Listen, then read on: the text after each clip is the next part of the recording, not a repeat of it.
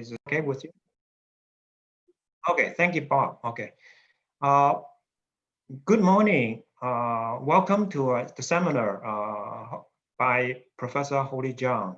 So let me give you a brief introduction of Professor Holly Wang, and then, sorry, I mixed up with other speakers. So Professor Holly Wang is an agricultural economic professor at Purdue University, and her research area include food safety, consumption, e-commerce, supply chain, and China agricultural economic issues.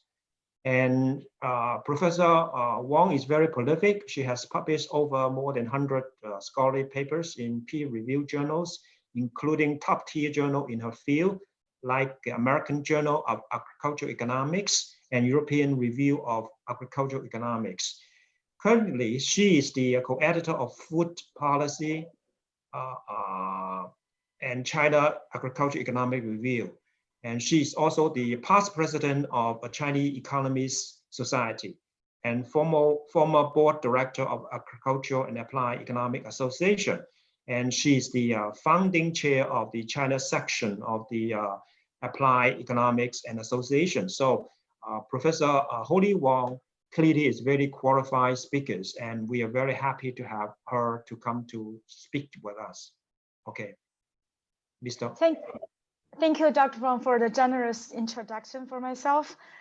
Even though we had many Zoom presentations today, every time the setting is different, I can't see my audience, but I assume you're there.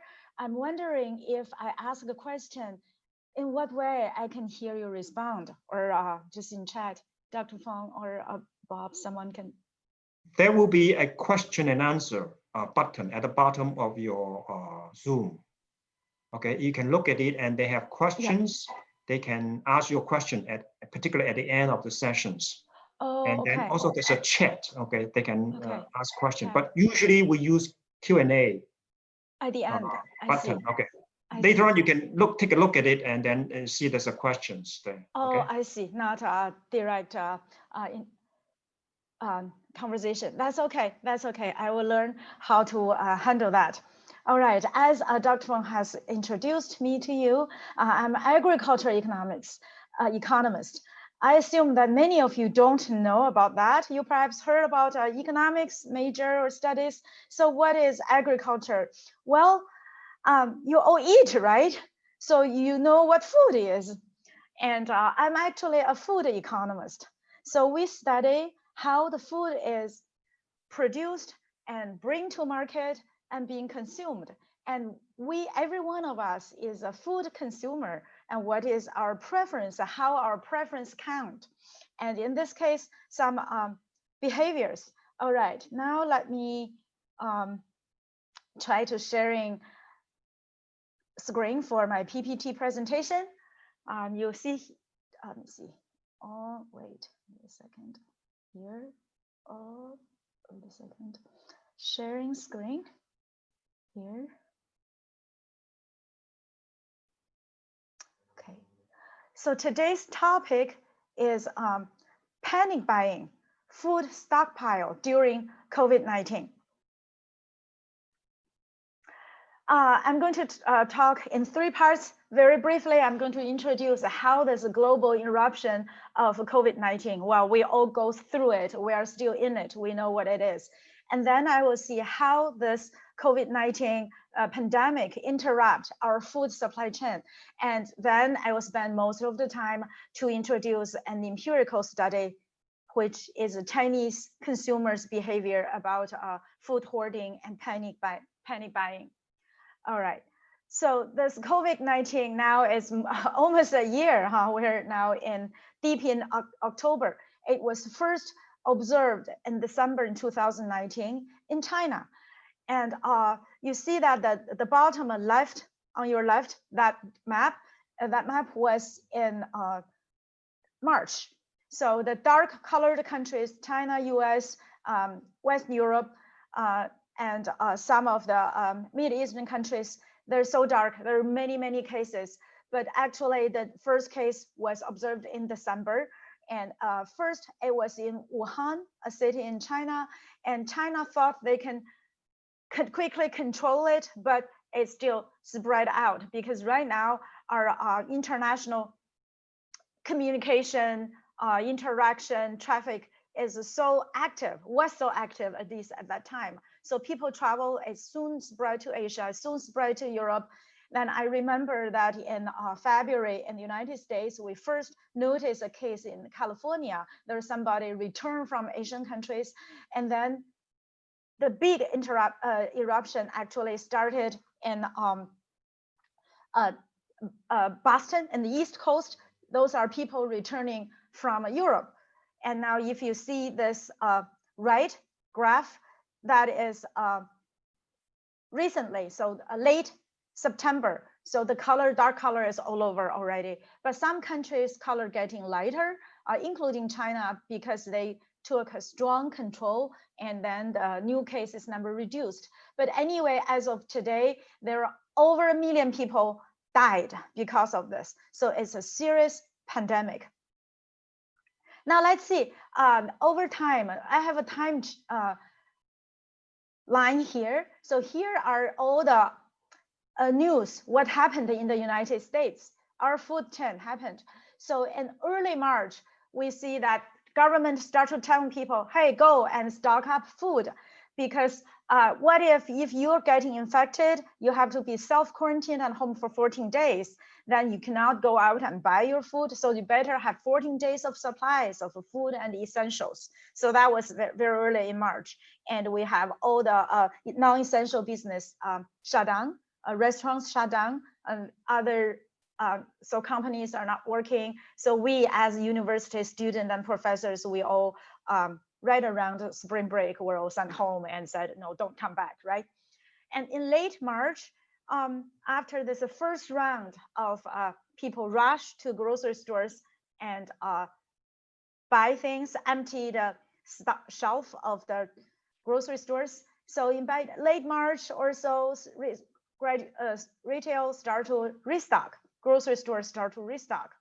And then in early April, groceries start to recover. However, and some certain items are still in great control. And you see, you go to grocery store and you see that limited, eggs are limited or milk is limited or something are limited on that. Well, and then in late April and mid-May, and we heard that there are outbreak of group cases along the food supply chain, especially a meat processing plant, say pork processing plant. Oh, this is very sensitive, sorry. Then in June, it's recovered again. So up to today, our grocery store completely normal? It seems like we still feel something different. So what's going on in the grocery chain, right? Is it just people rush there, buy out things, and do we have a problem? So worldwide, many countries worry about food security. They worry about their people will not have enough food to feed themselves. So they worry about the cutoff of food supplies. So let's see what is really going on. Actually, I want you to answer that question, but now perhaps you cannot answer, but ask yourself, during March, April at that time, when you go to grocery shopping, what did you see? So which part of the shelf is empty and what it affected you? Okay, now let me introduce a little bit the food supply chain to you. I think most of you are non-food, non-agriculture major. Okay, and look at this flow chart. Our food is first produced on farms, and there are many farms, they grow crops, they raise animals. Actually, these sectors are not interrupted by the pandemic that much because people, live very sparsely and people work in large field without other people. So they're pretty healthy. They keep producing. They were not that affected. However, the food they produce, we cannot eat them directly. The wheat will have to send to somebody to mill into flour, and then flour will be furthermore processed into pasta. And then the pasta can be furthermore processed into chicken noodle soup or frozen lasagna, right? And then reach us. So you need food processors in between. So animals, live animals have to be killed, have to be cut and packed to grocery stores. Then you have the distribution food retail, which is grocery stores. And also we have food service sector, like restaurants. In March, all the restaurants are closed. So this is the segment in the food supply chain that is interrupted the most. So all restaurants are closed.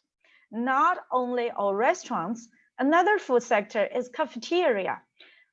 Our university have a large cafeteria, and public schools, high schools, middle schools, all have cafeteria for lunch. And even large companies have. All of those were closed at that time. And then food reached to household. You know, we buy from grocery store, cook at kitchen, or we eat in cafeteria in restaurants. We stop eating so. Because of that, and the food is really, really affected in developed countries like United States. More and more consumption, food consumption are at this area. We call them a food away from home. Underdeveloped area, well, countries, more food at home, right? So you see that start from March, this is the comparison of food traffic, just count, not values, not how much they buy, just how many people go to supermarket, how many people go to restaurants, sit-down restaurants. So the blue line is this year after March. The red line was a year ago. So you compare, you know, people drastically stopped going to restaurants. Well, and let's see, the food produced here are abundant, not much change. This year and last year, not much change. But here, well, our manufacturers are not that bad, and until later we see this meat packing firm having problem, but most of them are okay. Because of this part of different, so you will see, oh, why don't they move all the eggs from, you know, cafeteria, from restaurant to grocery store? You know, people got to eat eggs. They can't go to restaurant, they eat at home. Why can you move that? Look at this one. So these are some differences. When we drink milk at home, we buy gallon, half-gallon jars from grocery store. When kids have milk in elementary schools, they have this individual cartons. Then when we college students have milk in cafeteria, they're even in bulk package, and then it put into the dispensers, right? So the milk is produced. However, the processors doesn't have enough capacity to fill the milk into the plastic jars. Their processing lines are totally different. This is stop. They can't do anything. They can't put the milk into the jars. So very short temporarily, we hear the news that the farmers have to pour the milk, just pour them down the drain. Okay, so cheese, we buy from grocery stores in a pound bag, half a pound bag, shredded. Restaurants, food service sector, they pack them in those huge block. Again, this cheese making direct factories, they can make cheese. They cannot fill them into plastic bags in short term. They don't have the capacity. Eggs, we buy eggs in carton boxes or carton trays at most, 2-3 dozens. But restaurants, food service sectors, they buy liquid milk, pre-cracked, pre-beaten, pre-processed to make scrambled egg, you know, bakery, you know, baking bread and cakes. So these sector have a big distortion, and these sector cannot react very fast. That's not enough in the grocery store, because now everybody have to eat every meal at home. They all rush to grocery store for carton eggs, for gallon jar milk. They don't have enough. So that's how our US food supply chain was highly infected during this situation. All right, now food hoarding, panic buying. You see people rush to stores, and stores look like that. Okay, actually, there are a lot of behavior scientists, social scientists study that it is very natural for our human beings to react differently when facing a disaster, especially hoarding and buying something. When they buy something, we call them panic buy. Grocery is the first item. So if you rush, there is a disaster coming here, you rush, you want to buy something, you don't buy car. You don't buy clothes. So basically you buy food first, the water, food, and those essentials. And think about what are the reasons to make people, well, yourself included, your family, or your parents or someone, your spouse. One thing is, there's some good reasons, right? You think with this disaster, it will be inconvenient for you to make this grocery shopping trips. So COVID-19, of course, you go out, you have a chance of getting infected or flood or something.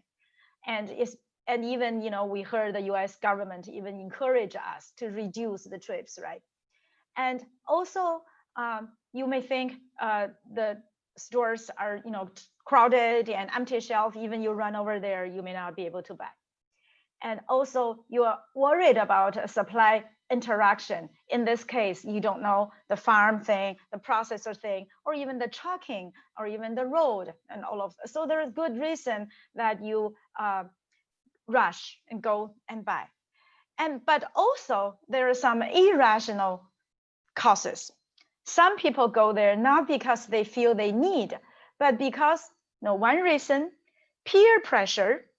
And I see that all my friends are buying, I'd better go and buy. Otherwise, well, there might be something I don't know, right? So this is so-called herd effect.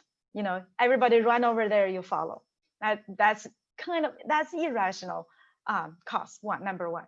Number two is people have a sense that you need to gain a sense of control by doing something. Here, there is this natural disaster coming. What can you do? You can just sitting there, make your life go normal. You have to do something, run around the house.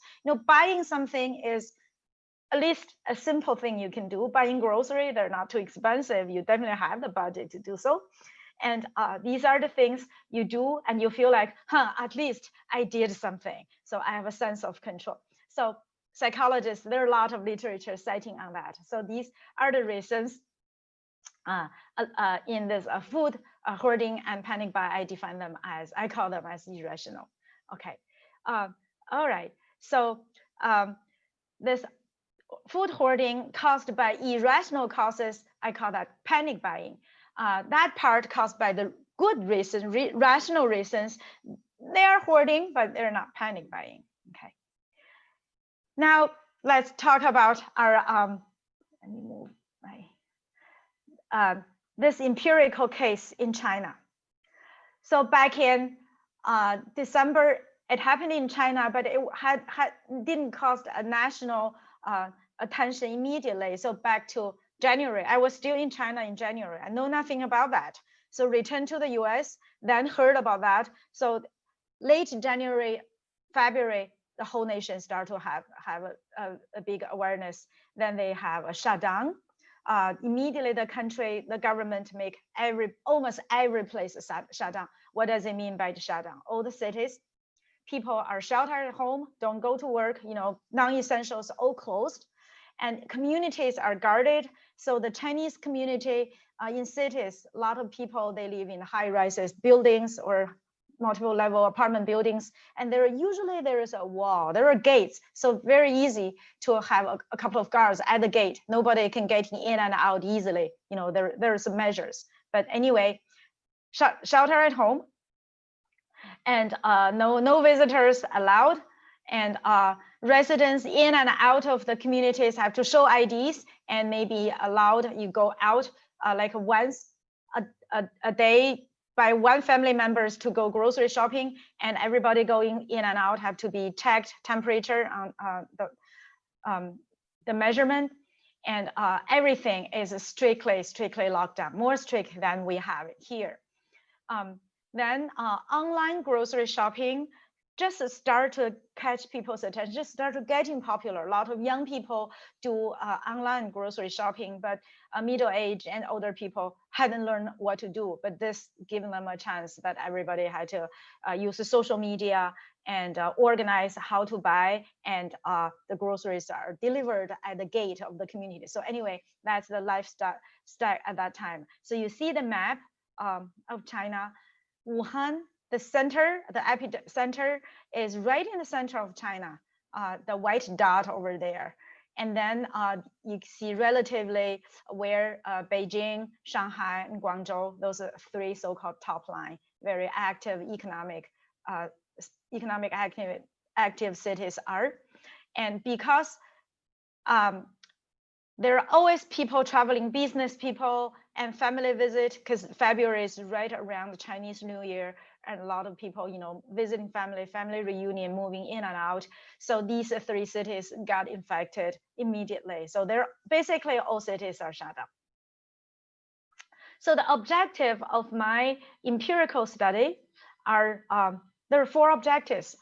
We want to examine the extent of food hoarding and analyzing factors contributing to it.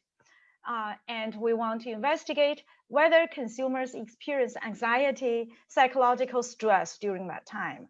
And we want to see whether there exists panic buying. I mean, there are definitely food hoarding. People rush to grocery stores, but are they driven by the necessaries reasons they really need it, eat at home, or as more some of the panic? And also we want to find out whether e-commerce, shopping online can mitigate this panic buying, right? You don't have to go to the grocery store. You can, just order food delivery. Is that better? So we want to examine all of those. So we did a survey. That's the data empirical economic analysis. So right in February, we did an online survey. We enlisted the international, US multinational online company. They have this branch in China. So we had 440 respondents equally distributed, 1/3 in each Beijing, Shanghai, and Guangzhou, because these three cities have the largest population and really representing all the economic and the most developed part of China, and their leading consumers, their trendsetters. So anyway, when we study the consumption behavior, the urban consumption, we focus on the cities. So we have a random sample, 440 people, or more than that, responded, but we have 400 people valid samples coming back. So what did we ask them? We asked 7 type of food: vegetables, fruits, meat, eggs, frozen food, and dry noodles. So the order of these 7 foods are from least storable, shortest shelf life, to the most storable, dry noodles like ramen noodles, longest shelf life. So basically along that. So again, this is a little bit Chinese cultural. So in terms of vegetables, so Chinese people don't eat frozen vegetables. They really mean the fresh vegetables, and they eat a lot of leafy vegetables. Those are very hard to store, to stay. Okay, so the explained variable, or the variable that we're most interested to check, is a question we ask them: do you need to buy more, right? So it's like they need to go and buy. So we ask that question, yes or no. And then we have many explanatory variables. So what variables can explain them and whether they want to go buy more food, right? Like first question, well, many questions, first group of questions. So the days of supply of each type of food at home. We ask them, the vegetables you have at hand, how many days do you think it will last? Well, someone said, 1 day, someone said 3 days in my fridge, right? Okay. So for each type of food, we ask them how many days supply they have at home, basically storage on hand, before they need to rush and go refill, right, their fridge. And the second group, the psychological status, self-assess, ask yourself, are you under a lot of stress? You feel like you're depressed or whatever. So you self-assessed your psychological status. You feel good, you're normal. And then we ask them about the attitude toward social collectiveness. I will show you the question later on.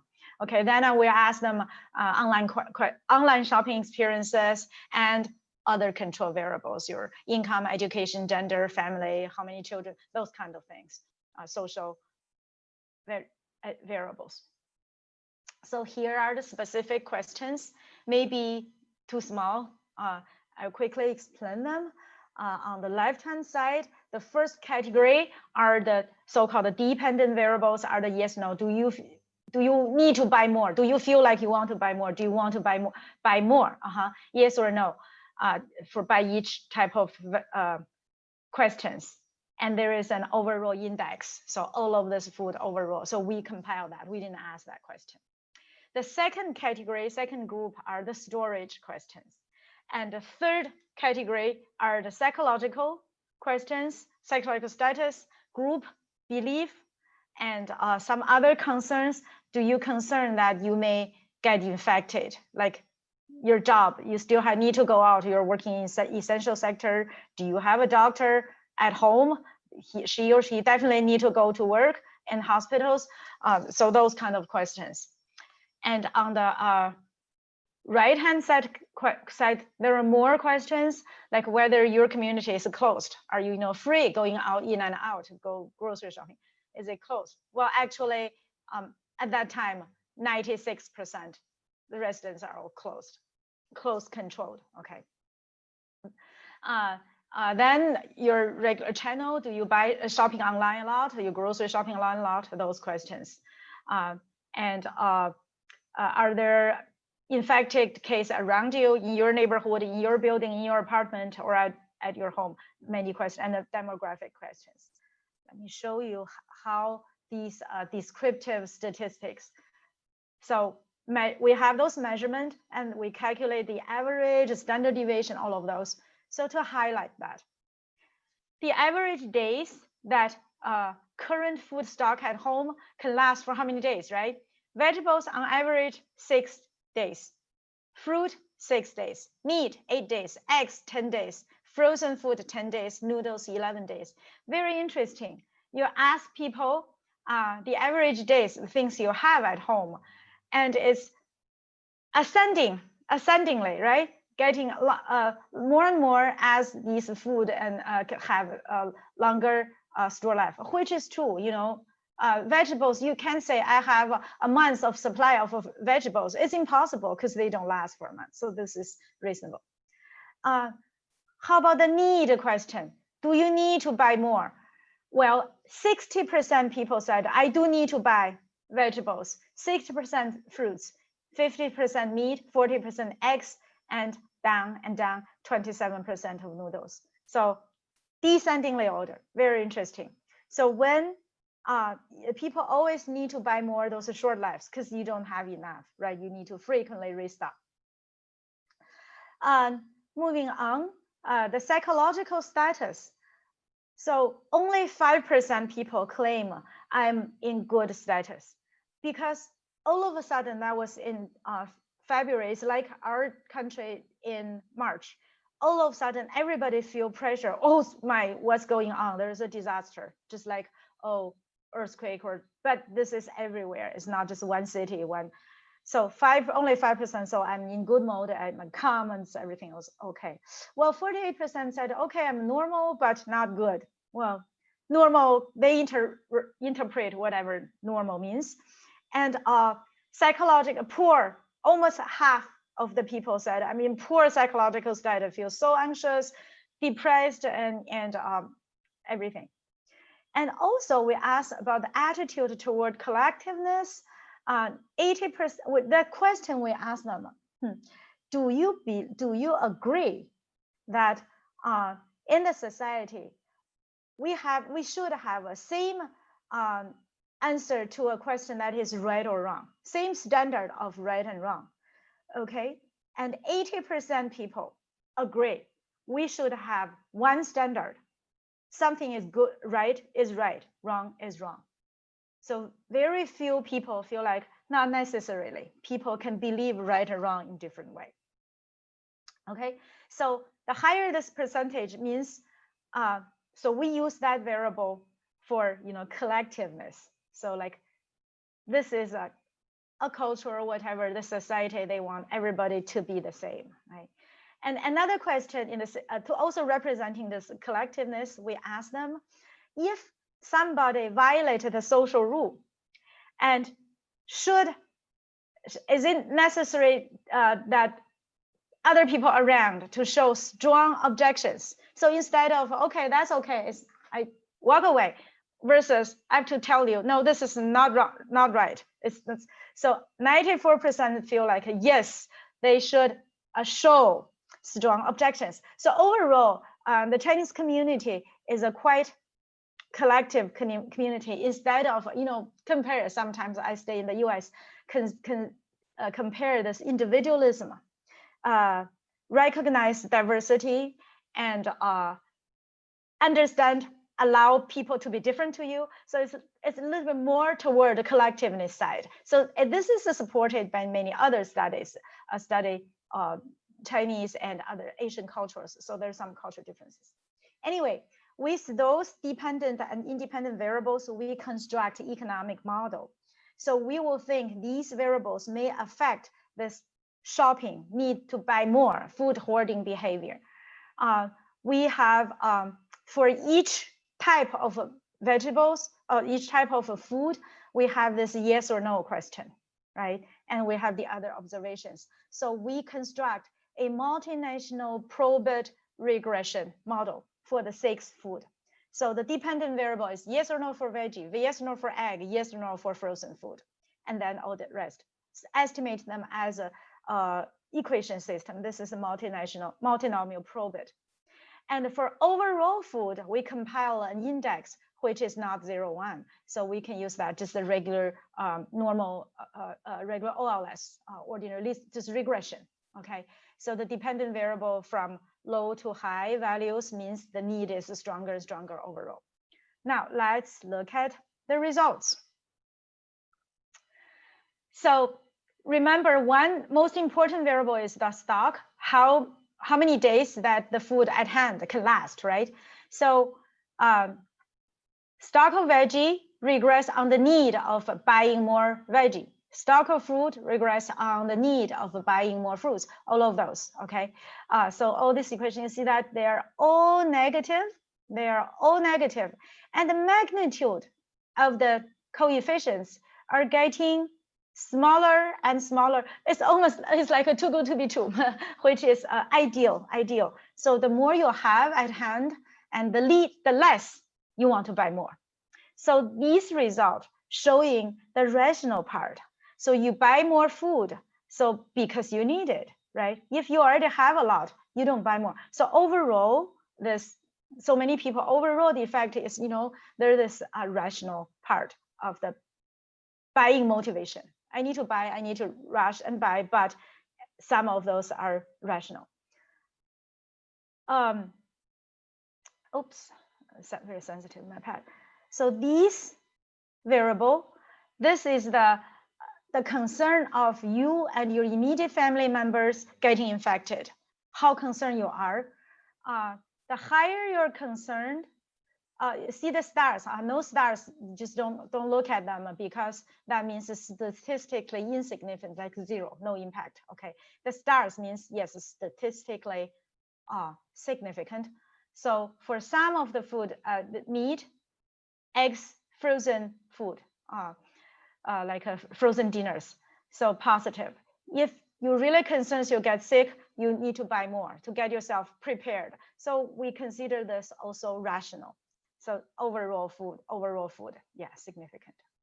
Now let's look at this psychological variables.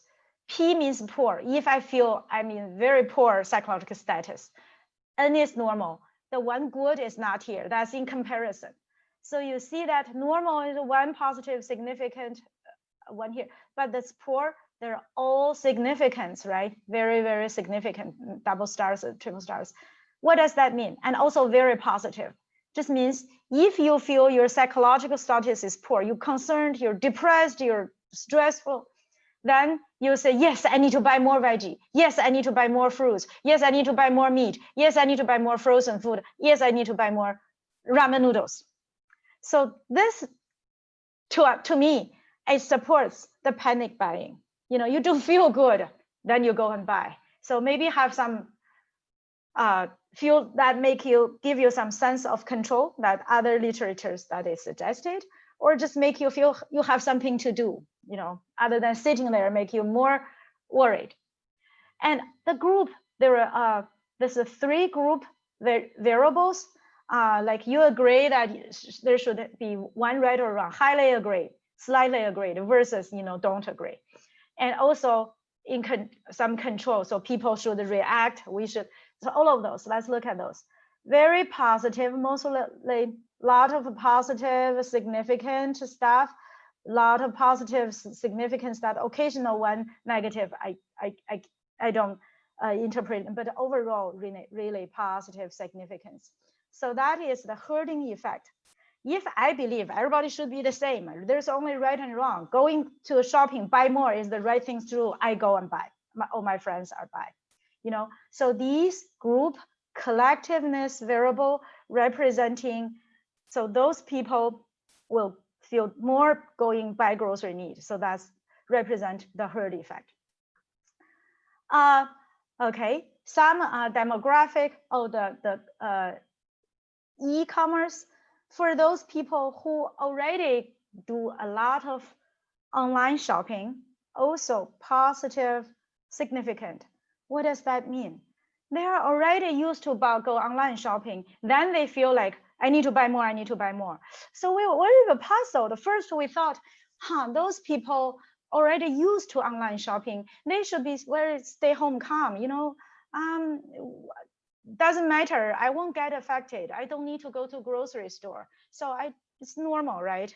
When I need, I buy more, not like now I all of a sudden feel like I buy really more significant than other people. But then we realized in China specifically, at that time, a lot of electronic vendors, online vendors, they're small vendors, they're not large grocery stores, they're not Walmart online, they're very little individual stores. And then during those panic, these stores have trouble. They can't organize their food delivery, they're in trouble. Then a lot of them show up out of stock. So people actually do more online shopping, become more panicking, because they see this empty shelf more than the actual grocery store. So that's what we find from here. And okay, the others are, just education negative, more educated people, a little bit more calm than, so income, not strong income effect, not strong. So some gender effect, male tend to show less need than female. Well, perhaps because female are the ones in charge of mostly, right, buying grocery supply for the family. They feel like more stressed. Okay, so here are the results I already summarized. When we see the number here is just reinstated on the PPT. So reasons to support the rational. One is the more stock you have, the less you feel like you need to buy more. So rational. And also if you're concerned you get infected, you buy more. But those group psychological mode and group behavior attitude, those kind of supporting the herd behavior, those irrational need. And also e-commerce should help, but in the particular case in China, a lot of the e-grocery stores are individuals instead of already consolidating into a few large grocery store online. So that's totally different in that case. It didn't help at that time. Okay, education, there's some effect on that. All right, so conclusion. It is common for people to tend to hoard food whenever you see a disaster, whether it's a tsunami, whatever, a hurricane, or in this case, it's same. So COVID-19. Panic buying of course, it's bad, but it end up with too much food waste. Well, maybe many of you will have many cans of soup at home, and later on feel like, oh, I really don't like that many cans of food. It ends up wasted or whatever. And then you rush to the grocery, you actually reduce the chance of other people's normal buying. We are all victims in the sense. We go there, we see empty stores, that even toilet papers are all gone. We don't know why people need that many toilet papers. Now I believe many family may have piles of those that they can use for months. But there are cases we went to grocery store, there were no those. So these are bad things. Then bad things happen. There's a damage on the society, economist, the government, supply chain, private industry. Everybody need to think about what is the problem. Can we, reduce the situation next time if I have similar situation? That's why we want to find the reasons. We want to do the research, right? So we did find the evidence. There is a panic buying irrational, and like those, right? When I feel bad, I need to do something. My friends are buying, I'm buying. And the online small vendors do not help. And shorter shelf life, the food is a bigger target than longer shelf food, pastas or versus something. Well, these are the things we learn from this empirical analysis. And summarize, we think the logistic chain is very, very important. When a government focusing on providing enough food for its people, food security, it's not just how much to grow, how many animals to raise. It's not like that. The logistic chain is very important. Especially this is some lesson we learned. All right, so here is the end of my presentation. I talked too long without hearing what you heard, what your concerns you have. Now we're open up for Q&A question. Dr. Fung, can we open up? Now the floor is open. So for the audience, if you have questions, you can write on your box at the bottom of the screen, Q&A. You can write the question there. Okay, then Professor Wang will try to address those questions for you. Well, I think I need to warm up the student a little bit before they, or the audience a little bit before they can ask questions. Maybe I can ask Professor Wang, you mentioned there's a rational and irrational buying behaviors for the Chinese consumers. Do you think those behavior is applicable also to the US consumer as well? Yeah, definitely. Human beings, we have a lot of things in common, and the psychological literature I cited is not specific about China at all. It was early studies about the reasons people need to be in control. The herd effect is everywhere. Here is the same thing. So we already personally experienced at the beginning around March, and the picture I showed you earlier on, this lady have a whole shopping cart filled with bathroom tissues. It's the same, definitely. Very interesting. The reasons is one difference I mentioned, like the Chinese cultural, they're more socially, they pro the collectiveness, right? There is more uniformity, and people feel like there is only one right or wrong, black and white, and everybody should do the same. Otherwise, the whole society should making him or her feel bad to be different. So this part we are a little bit different. But the other side, like when you're panicking, you want to be in control, and when you don't have information, risk. When it's so uncertain in the future, you'd rather over prepared than under prepared. This part should be very similar. And I think also the regional difference, right? I mean, in US is a very is distributed. I mean, the different people in different region have different buying behavior. So I think that have some impact as well, right? The regional effect of the panic buying or herding behavior will be somewhat different. Can you make some comment on that too? Yes, and one thing I pop into my mind is there is a trust of the system. The system the industry system, the current, capacity of restocking, and do we have enough supply? Another is trust the government. Can the government organize things well? So that is very different between China and US.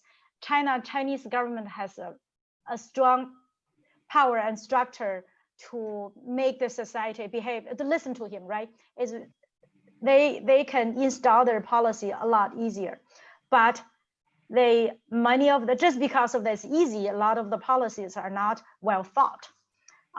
So for example, they can lock down all the cities immediately. They can install a guard at every gate. They can mobilize every people to whatever, organize the grocery stores. And here we have to rely on volunteers of doing so.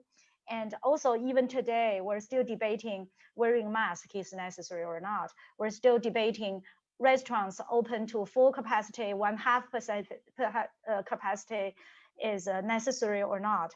But China, you don't discuss about it. When government said it's necessary, it is necessary. And if it allow you open, you open. Allow you wear mask. Yes, there are mask policemen at that time. So you're checked. If you don't have mask on the street, you can be twisted and to bring to by police. Well, here, if you don't, at least the people would just say, "Oh, please put it on," right?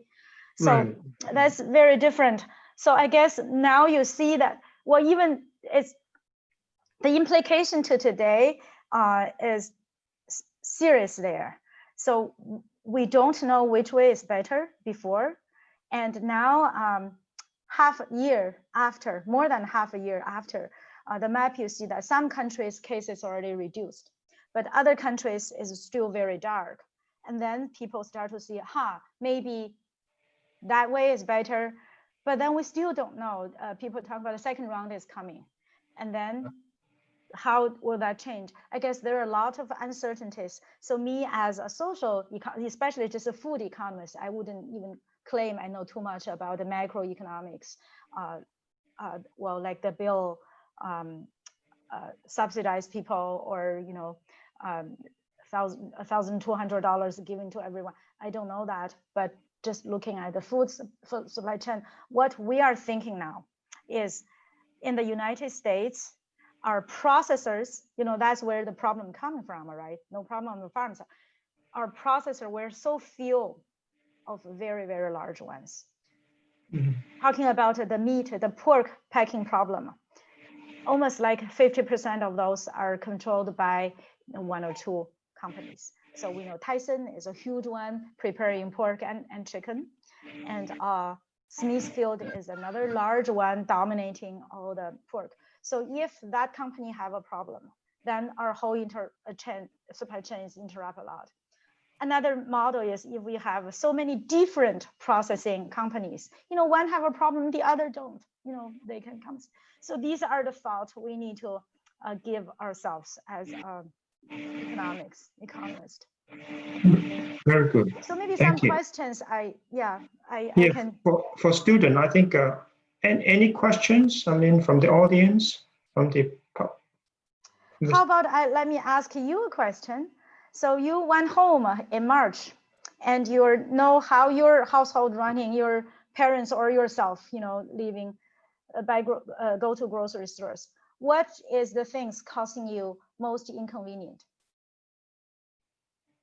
Okay, you can answer that in the box Q&A.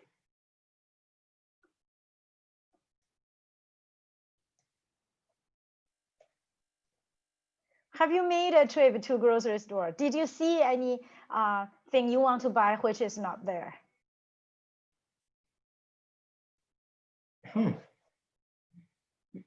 Student silence.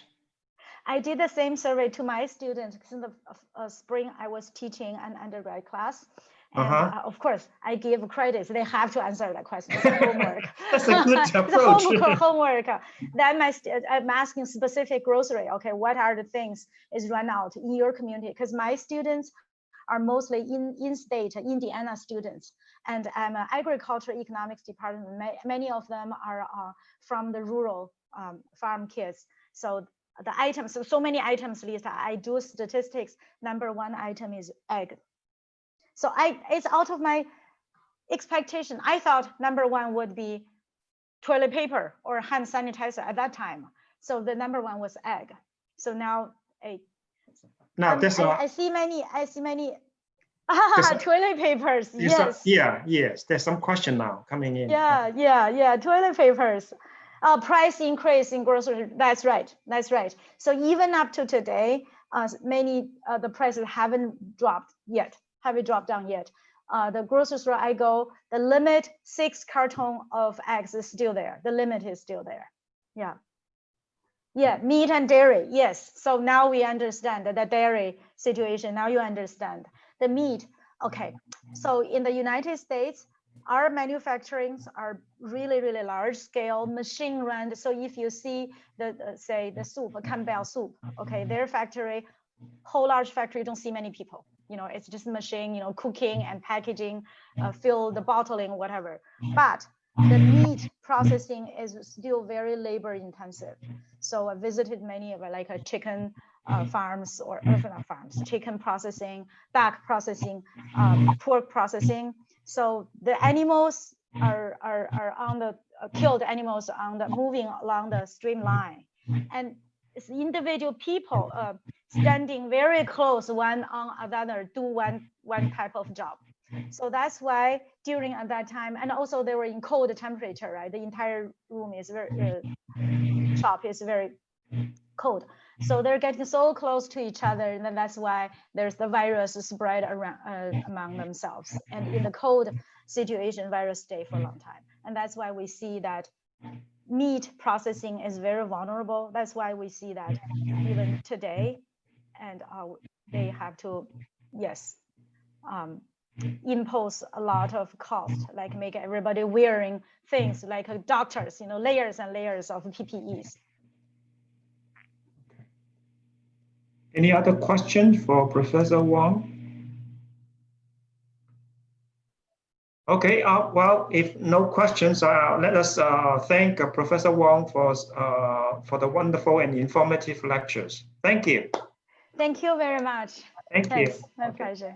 Bye-bye. Thank you.